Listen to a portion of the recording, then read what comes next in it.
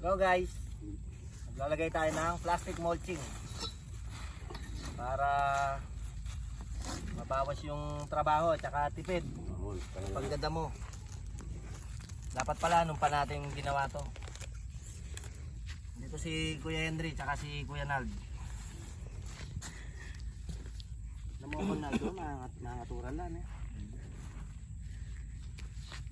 Hop. Nakala pa yun. Last na lang muna. Mga dua pa siguro makakada pa yun. Parin na kaya na ako ngayon. Mataya sayang. Hey, ganun mo. Oh, okay.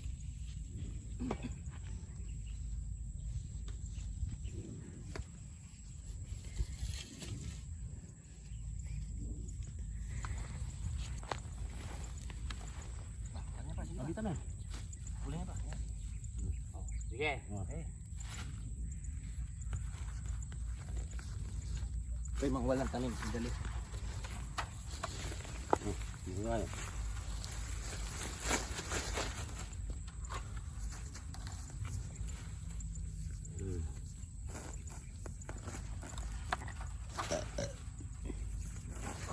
Kapag tinaniman natin maganda.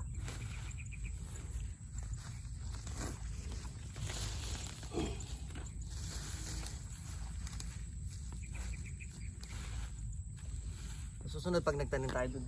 Kabila. Gumanda na. Hindi na muna umandan tumano. Bakit yan? Baka itakit ang paling ito. Ligawan tayo. Natapos na yung koi pan natin. Pero bago natin ilagyan ng isda, yung mga bata muna. Si RJ muna. Ayan.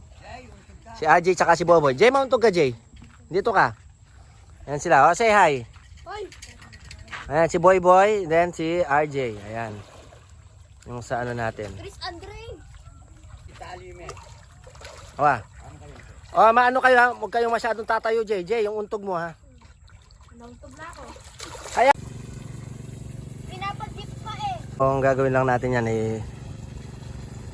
kailangan tayo magtambak dyan para mag-level dito sa kalsada. Mataas. So ito lang munang part na itong pwedeng itambakan natin para magiging maganda yung papunta dun sa may pond.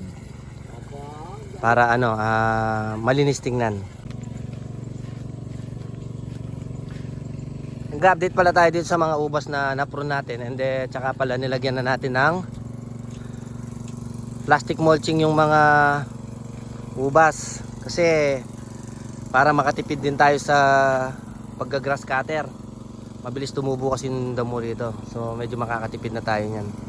Tsaka yung mga na-prune natin na damage na ulit, pangatlong damage na Black Rivier na napunggus, then na habagat. Ayan ulit, may tumutubo na naman sila ulit oh. Ayan.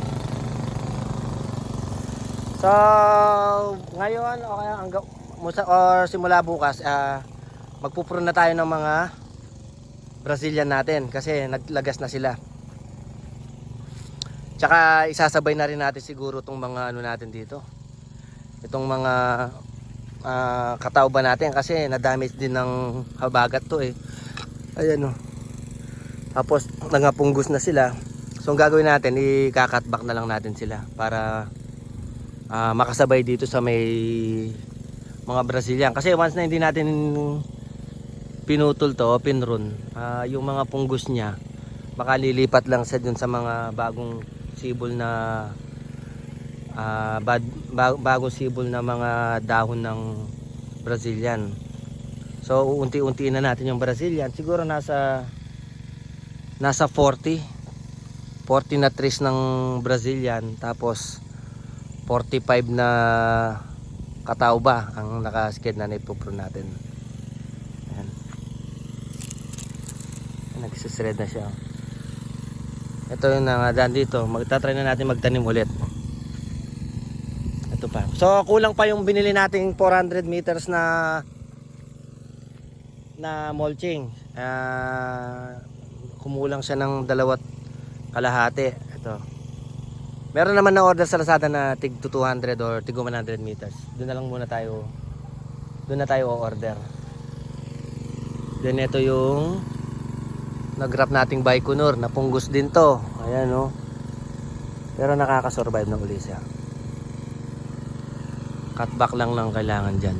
Yan. And then yung mulberry natin, continuous pa rin tayo sa pick and pay. Yan, marami-rami pa rin yan. Aabot yan hanggang September.